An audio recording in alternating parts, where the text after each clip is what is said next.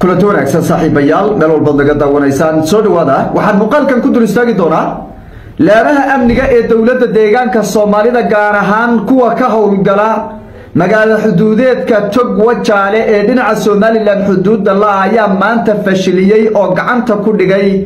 hubsi sharci darro ah la doonayay in gudaha dawladda deegaanka Soomaalida loo soo galiyo waayahan dhinaca maamulka Soomaaliland waxa ka soo burqanaya xaalad amni darro khalkhal amni darro looga abuurayo gudaha dawladda deegaanka Soomaalida waxaan ogsoonayn dagaalkii Dawacaaley maleeshiyaadkii weerarka halkaas ku qaaday mas'uuliyiinta iyo ciidanka deegaanka laayay iyagoo ka warqabinba ee hubka u adeegsaday qadda ka galiyay inay ka soo gudbeen dhinaca maamulka Soomaaliland ilaa iyo haddana abaabul muuqda oo la arko ay wali xuduudda ka wadaan dhinaca waliba aaga Balligubadle haddana Tog Wajaale damceen inay hub qarsoodiye soo galiyaan oo waliba rasaastii iyo hubkii ayay hoosta soo gashadeen oo waxay rabeen intay gudaha la soo galaan inay mas'uuliin ay ku laayaan laamaha amniga gaar ahaan ciidanka New Police aagaasi ka howlgala ayaa gacanta ku soo dhigay shakhsiyaadkii iyo hubkaasiba shakhsiyaadka hubkaasi watayba gacanta ayaa lagu soo dhigay waa dul istaagi doonaa tirada ay ka kooban yihiin iyo hubka la qabtay waxaan dhanka kale dul istaagi doonaa xogihii ugu dambeeyay deegaanka Dawacaaley abaabulka xuduudda ka socda gaar ahaan degmada Balligubadle iyo agagaarkiisa oo maleeshiyaadka argagixisada la rumaysan yahay inay ka soo gudbeen iyo mas'uuliyiin sarsare oo beelaha Isaaq oo wali quudaraynaya in argagixisadaasi ay gudaha soo galiyaan boqorka guud ee beelaha Isaaq boqor Buur Madoobe oo isaga naftigiisa maanta ka hadlay xaaladda Dawacaaley ayaan muuqaalkan ku dul istaagi doonaa waxaan dhinaca kale iyadana dul istaagi doonaa Cabdimaalik Muuse Coldoon ninka la yiraahdo bulshada Soomaaliyeed inta badan way taqaanaaye ayaa maanta raali gelin ka bixiyay arrin oo markii hore ka been abuurtay oo ku saabsan xaaladda deegaanka Dawacaaley iyadana Cabdimaalik iyo raali gelintiisa iyo waxa ku qasbay in uu ka laabto warkiisii hore ee ahaa in Dawacaaley dad lagu xasuuqay ayaan iyadana dul istaagi doonaa soo dhawaada boqolka like saara aragtidiina noogu reeba qaybta commentiga aynu ku bilownay laamaha amniga ee dawladda deegaanka Soomaalida gaar ahaan kuwa ka howlgala magaalada xuduudeedka Tog Wajaale ee dhinaca maamulka Soomaaliland xuduudda la leh ayaa maanta gacanta ku dhigay dhagar qabayaal hub sharci darro ah doonayay inay gudaha deegaanka Soomaalida ay soo galiyaan kuwaasi oo ka soo gudbay dhinaca Soomaaliland saddex qof oo ku hubaysnaa bustoolado hubkii bustooladahaasi xabadihii bustooladahaas oo bokisyana watay ayay laamaha amnigu gacanta ay ku dhigeen saddexdii qof ee bustooladahaasi watay iyo sidoo kale rasaastii ay wateenba gabi ahaanba laamaha amniga ayaa fashiliyay oo gacanta ayaa lagu dhigay saddexdan qof waa Soomaaliland aydiyada ay wataana waa kararka Soomaaliland waa Soomaali waa maamulka deegaanka Soomaaliland bay ka soo jeedaan ama beelaha Isaaq bay ka soo jeedaan waxay doonayeen in hubkaasi bustooladaha ay gudaha deegaanka galiyaan gudaha deegaanka markay galiyaan kadib maxaa lagu samaynayaa saddex iyo afar iyo shan baa loo galiyay gudaha deegaanka markii bustooladahaasi ay bustoolada badan la galiyo shakhsiyaadkii ku dagaalami lahaa ee argagixisada mas'uuliyiinta ku layn waliba mas'uuliyiin sarsare ku layn lahaa ayaa markaa loo dhiibaya ama ayaga adeegsanaya ama shakhsiyaad kale tay markaa u dhiibayaan waana qaab lagu yaqaano argagixisadu ay marka hore deegaanada amniga ay wax ku soo galiyaan weeye maadaama markaa ay fashilmeen oo marar badanba ay ku fashilmeen weeraradii iyo hubkii tirada badnaa iyo maleeshiyaadkii gudaha la soo galiyayba laamaha amniguna ay gacanta ku dhigeen waxay doonayeen in markaas si qarsoodiya ay gudaha shan iyo lix u soo galiyaan kadibna markaas lagu uwaarsado lagu laayo mas'uuliyiinta sarsare ee deegaanka Soomaalida laamaha amniga oo feejigan dhaqaaqyadoodana la socday argagixisada iyo sida ay ku soo gali karaan una tababaran isla ka hortaga nidaamka argagixisadu ay wax ku samayso ama ay wax ku soo galiso ayaa gacanta ku dhigay saddexdii qof ee hubkaasi bistooladaha iyo rasaastaasi watay xabsiga ayaana loo dhaadhiciyay kulay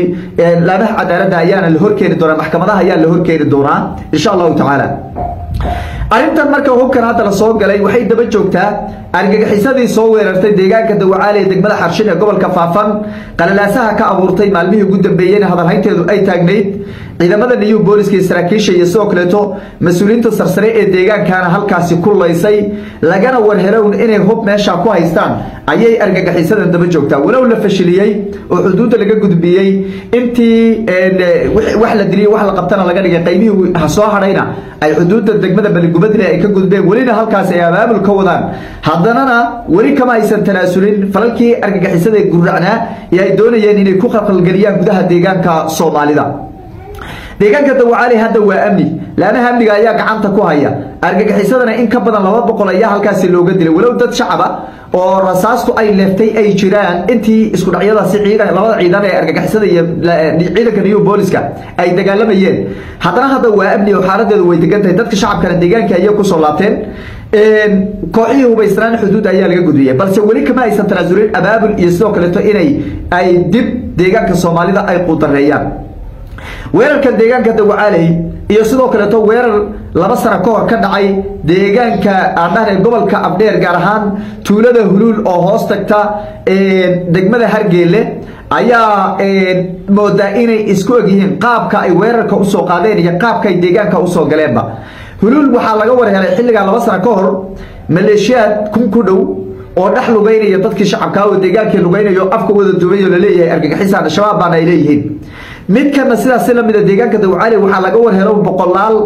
askar ah oo hubaysan oo hubka qaybihiisa kala duwan oo deegaanka Dawacali ku sugan oo baa laga warhelay balse haddana laamaha amniga oo feejigan markay ka warheleen si taxadar leh iyadoo waliba shacabka loo turayo ayay uga hortageen oo gabi ahaanba ay u baabiyeen loona soo afjaray maalmo kooban ayaa labada weerarba ama labada argagixisaba lagu soo afjaray midkii Hulul ka dhacay 2 sano ka hor iyo midkan hadda Dawacali oo asbuuci la soo dhaafay laamaha amniga ciidanka new booliska iyo ciidanka militarigu hadda waxay ku sugan yihiin xuduudda Baligubadle waxa ayna soo saareen digniino kala duwan oo dadka shacabka ay uga digahayaan inaysan ku dhaxmilmin kooxaha argagixisada aragtiyaha guracan leh ee doonaya inay amni darro ka abuuraan gudaha dawladda deegaanka Soomaalida waxay sidoo kale laamaha amniga ay sheegeen inay la socdaan dhaqaaqyada iyo abaabulka ay ka wadaan duleedka degmada Baligubadle maamulka Somaliland ayay marar badan kala hadleen mas'uuliyiinta deegaanka Soomaalida inay arinta halka ka soo socoto ay fiiro gaar ah u yeeshaan isla markaana iska kaashadaan amniga labada xuduudood ee deegaanka Soomaalida iyo maamulka Somaliland si markaasi bulshadu ay amni ugu yeelato labada dhinacba isla markaana labada dhinac midba midka kale uu ilaaliyo kooxaha argagixisada iyo sidoo kale cid walba oo fal amni darro sameyn karta oo ka soo gudubta dhinaceeda in lagu la xisaabtamo maamulka Somaliland ayaa waxa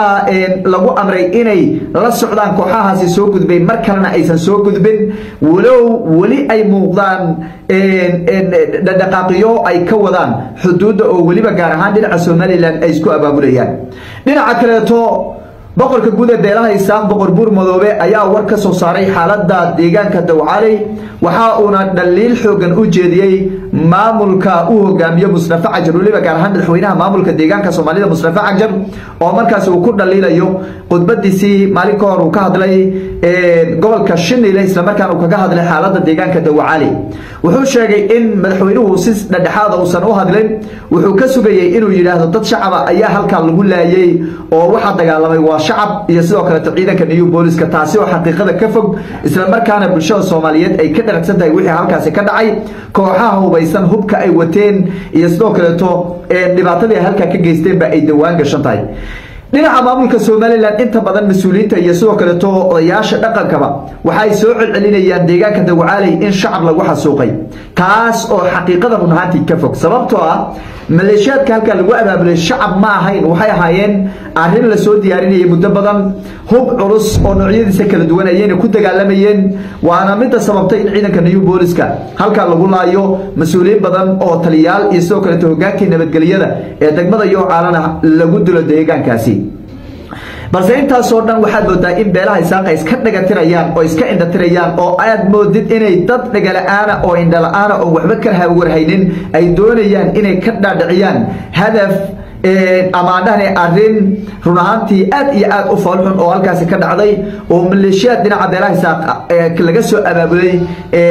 oo qabiil markaa ku soo dhaxdhoobanaya ay halkaasi weerar ku soo qaadeen si kastaba laamaha amniga iyo sidoo kale mas'uuliyiinta dawladda deegaanka Soomaaliduba waxay wacad ku mareen inaan mar dambe loo dul qaadan karin qori aan ka ahayn qoriga laamaha amniga dowladda deegaanka Soomaalida ay wataan oo deegaankaasi amnigiisa lagu khalkhalgaliyo isla markaana tallaabo adag laga qaadi doono haddana laamaha amnigu ay ka feejigan yihiin waynu eegi doonaa dawladda wixii ka soo kordho xaaladdu wali istidooyinka waa socota dhinaca Soomaaliland abaabul ayaa ka socda xukuumadana waxa amar lagu siiyay xiro inaysan dhinacooda xabad haday uga soo gudubto ay xaaladdu xumaan doonto laamaha amniga dalka Itoobiya iyo sidoo kale maamulka deegaankana ay qaadi doonaan tallaabooyin wixii ka soo kordho waynu eegi doonaa